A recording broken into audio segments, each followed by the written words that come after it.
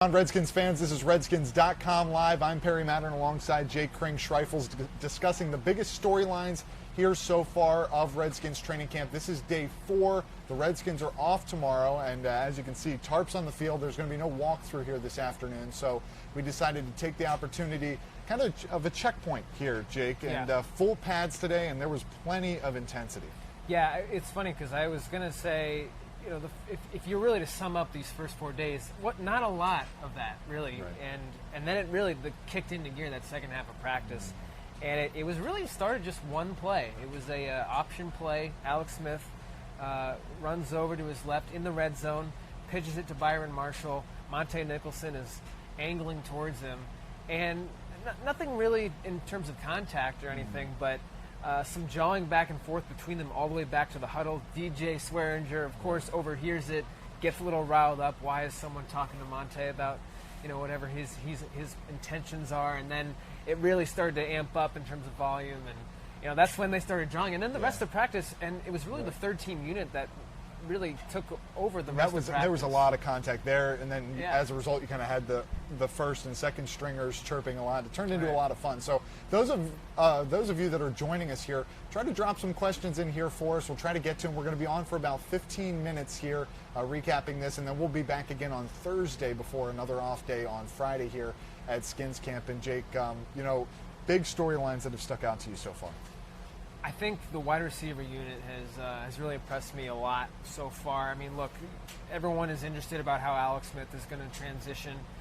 There's also the injury news, and we can get to that as well. But to me, just from a positional group standpoint, I think wide receiver-wise, Josh Doctson has looked really good. Paul Richardson Jr., especially today, looked really good. Jameson Crowder and Alex Smith, their connection is really growing.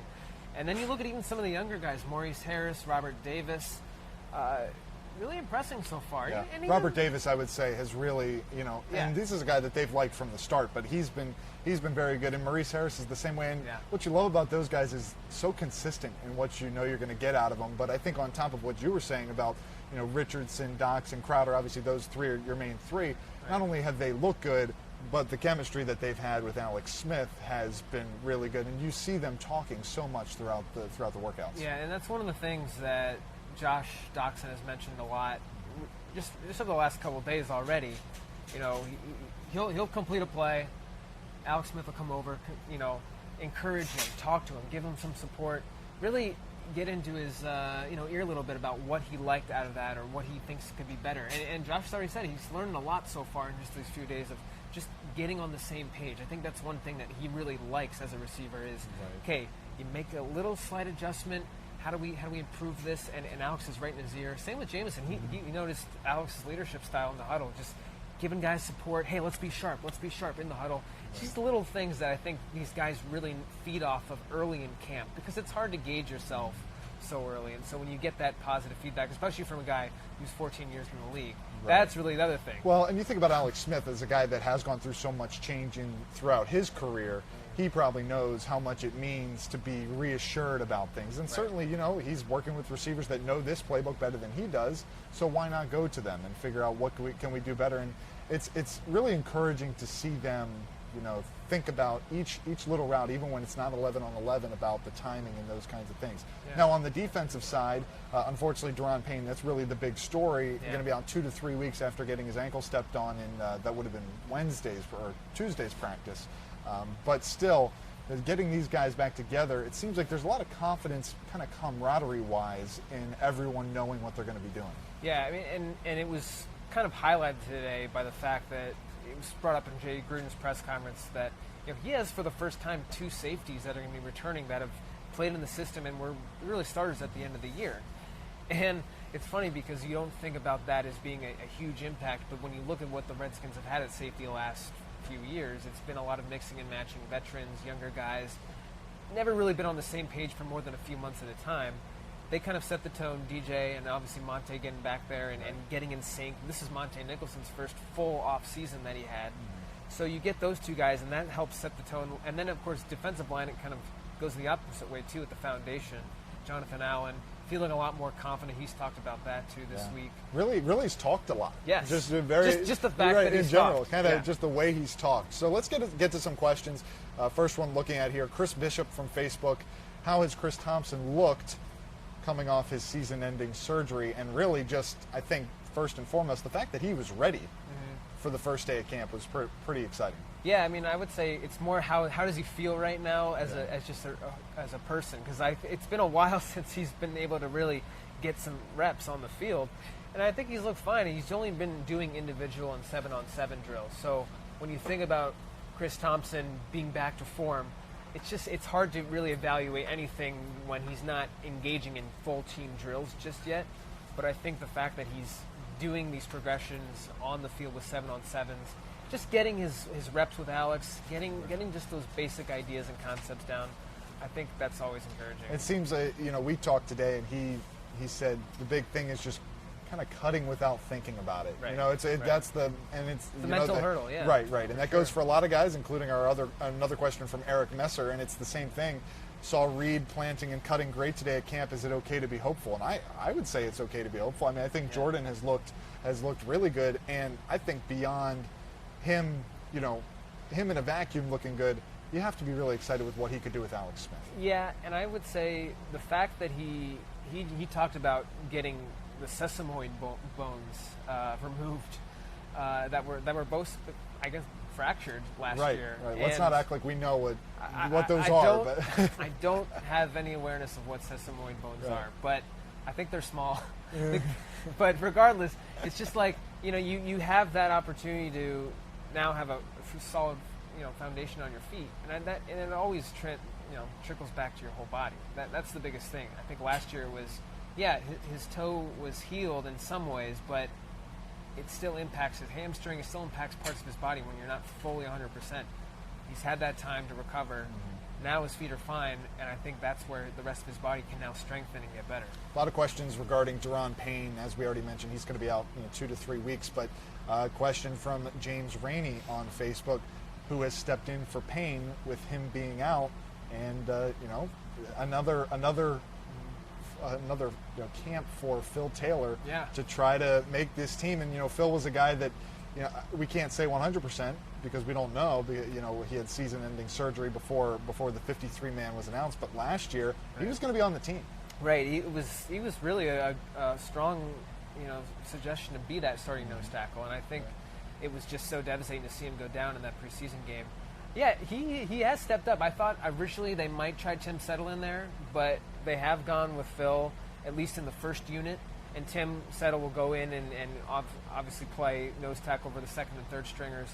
But, those are really the two remaining guys they really want just to be nose tackles. Because they don't want to put Ziggy Hood back there again. Yeah, and Jim Thompson has mentioned he likes Ziggy out on the side now as an end. He doesn't want to get back into that and playing him in different positions. So, yeah, it's going to be Phil right now, and then we'll see if Tim Settle can maybe challenge him for a spot later down the road. I think my favorite, we have a question from Twitter, and it's not even really a question, it's just a comment. We want to know how Geis looks. And I mean, he's been great. He's been, he's a ball of energy. He's looked really good. He's done really everything that's been expected of him. And, it's hard to know, especially with running backs, how they're going to look until guys can hit them. But, I think he's done everything the coaches have wanted. I would say I kind of am hesitant to say this only because a lot of running backs do this, but I just have noticed that almost every carry he takes, if he's going up the sideline, there's never been an instance I've seen where Darius has gone out towards the sideline and just gone out of bounds and started over. He's always making a spin move or going up against a safety who's kind of trailing him and just juts back inside or tries to make contact. There's always an extra push at the end there that I really like. And it kind of goes into Randy Jordan's maxim of, finish. He's always yelling finish to the running backs. Right. Even if you get clogged up the line, you got to go sprint and finish it out. But this kind of takes it to the next extreme because he's down 20, 30 yards and he's still going hard and making cuts. And I really do think it's the cutting that I noticed a lot. I mean, just juking out a lot of linebackers and safeties already. You can see that he's going to be dangerous in that second level if he gets there. Yeah, it should be interesting to see how he does with that. I agree. It's the cutting that is really impressive with him. So another question from Danny Wyndham. We're going back to the defensive side of the ball. who is stepping up with Breeland gone. So obviously Bashaud Breeland leaving in the offseason as a free agent. And it's been a host of guys. Yeah. You know, there's been a little bit of, obviously Quinton Dunbar is a guy there. Orlando Scandrick has taken time outside and inside. And Fabian Moreau, obviously, in the mix as well. Fabian's looked really good here. Yeah, he has. It's kind of been a cornerback by committee, you could say. Although I would say that Quinton Dunbar has started to separate himself a little bit. He had a really nice day today, especially in some of the red zone drills. He was 3 for 3 and making some pass deflections there. And it's tough because those red zone drills are really catered more towards the wide receiver. You've got Jamison Crowder, Quinton's going up against, and then you've got Paul Richardson he's going up against. And, you know, a very different variance in terms of size that he has to deal with. And he had a great play on a slant route that Jamison had, and then was up against Doxson later. So Quinton's getting the full throttle thrown at him here, and I think he's handled it pretty well. I think the biggest question with him is, you know, again, the physicality. We don't have refs out here. We don't have flags being thrown, so it's hard to tell exactly how good at refining his technique he's going to be. But I think he's starting to get there, and it seems like today was an instance where Orlando Scandrick had been with the first team outside every rep, and then he would switch over to slot, and Quinton would take over. And even in this today, the first round, the first real period, team period, Quinton was out there and kind of swapping in with Orlando. So I think as we see it go and progress, you know, Quinton could really start to emerge as that guy. I think overall, though, it's a good thing for the Redskins. And Jay Gruden talked a little bit about it with Moreau, that, you know, he would have been a guy that probably would have played inside if anything would have happened to Kendall Fuller last year. But Kendall had a great year and ended up, you know, being a piece in the Alex Smith deal. But it's strange to me that, you know, the slot is always the starting point too, because it is really the toughest position on the field when you think about. Well, just a leverage. lot of these guys also come from being outside DBs all throughout college. They're corners that are expected to guard, you know, number one guys, and then maybe it's something they develop when they get into the league. And the Josh Holsey news is tough too, because that was somebody that I think they were maybe leaning on to really take a next step here in training camp, be that slot guy. One guy that has emerged in his wake has been Danny Johnson, another undrafted guy. And, you know, there are a lot of those kind of defensive backs who start to make their moves in training camp early. They get a couple big interceptions and people start to take notice. But that's somebody that Josh Norman even mentioned at the podium the other day, him and Fish Smithson, and guys that he's been working with, taking under his wing. And so I think Danny could be somebody to keep an eye on in this next week, too. You know, receiver and corner both. It's just like there's so many guys there that are intriguing. And obviously we have a couple of questions about Trey Quinn as well. But when you haven't go back, really mentioned him. Yeah. Right. And that's the thing, is the Redskins have so many interesting options there. And then you look at kind of take that, and let's go to another question from Garrett Reynolds, who has been working at punt returner. Quinn is obviously a guy that's a candidate to work there. Jamison Crowder, of course, has been a guy that's handled that a lot in the past, but it seems like the Redskins have a couple of different options if they want to go wherever they want to go. Greg Stroman too, that was his real big skill at Virginia Tech as well. I think that might help him make this roster when you really look at it. They haven't done a ton of punt return drills yet. I don't see Randy Jordan out there, at least not these first few days, but he's usually pretty good about getting the guys reps and making them practice catching punts with footballs in their arms. And I think that is where that Stroman could make his mark, because you look at this cornerbacks unit as we've talked about. I think Stroman's still a little green in terms of making contact. He's been very physical so far, and I think there would be a lot of penalties thrown on him. So he's still getting used to really defending NFL receivers. Throw Adonis Alexander into that. I mean, he's the guy that's really had the steepest learning curve, because he signed 10 days ago, and he looks like a safety. Really, he's a big. He kind of rivals Monte a little bit in terms of the size. But so just we're here for only about a couple more minutes. What are you looking forward to as the Redskins practice here Tuesday, Wednesday, Thursday? Well, something we haven't mentioned too much about the running backs is, there's 7 guys in the running backs unit. I think it is pretty clear Chris Thompson and Darius Geis are favorites to stay on this roster.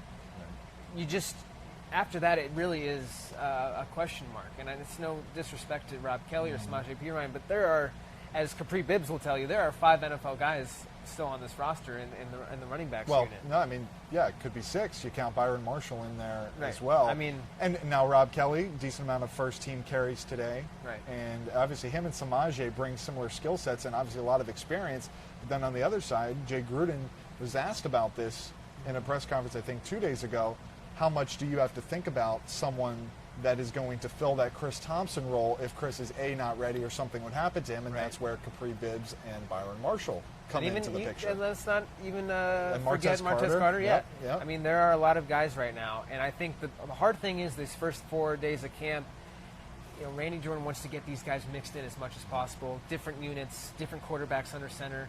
You don't have a great grasp on what their strategy is so far. I think that'll start to develop as the next week unfolds and they get ready for their first preseason game. But that's something I'm looking forward to, as well as just the increased progressions of Morgan Moses, Trent Williams on the field at tackle, and even T.J. Clemmings and Ty Nseki. I mean, these are all guys that had surgery in the offseason. They're all looking to get back in strength, and so in terms of that progression, you start with the trenches. You got to get those settled. So. I mean, overall, I think that's something to look forward to, is to see the guys that were missing last year slowly getting back into the mix. Jay says he's happy. He's like, look, as long as I got Ty and Trent and Morgan on the field, I'm feeling pretty good right now. So. Yes, that's true. Well, we thank you for joining us here at Redskins.com Live. We'll be back on Thursday after the workouts then, and we hope that you'll join us again. For Jake Kring-Schreifels, I'm Perry Mattern. We'll see you then.